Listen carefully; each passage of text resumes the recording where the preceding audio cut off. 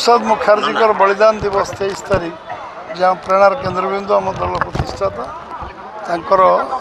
जन्म जयंती 125 वर्ष आरंभ हो जुलाई 6 ये 15 दिन व्यापी पक्ष पालन हो आम आज सका वृक्षरोपण कर स्वच्छता अभियान कर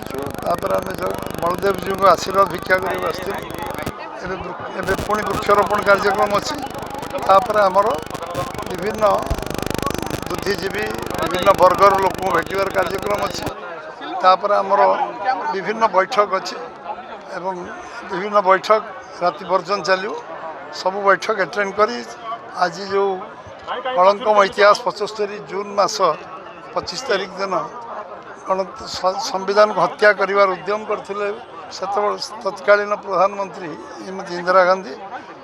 जो मान को कारागार देश जलखाना परिणत होता कारागार परिणत होता से मैंने जो मैंने निज जीवन यौवन को बाजी लगे द्वितीय स्वाधीनता संग्राम लड़ी सम्मानित कर कार्यक्रम रही एवं विभिन्न कार्यक्रम सारी राति लेट नाइट फेरबी।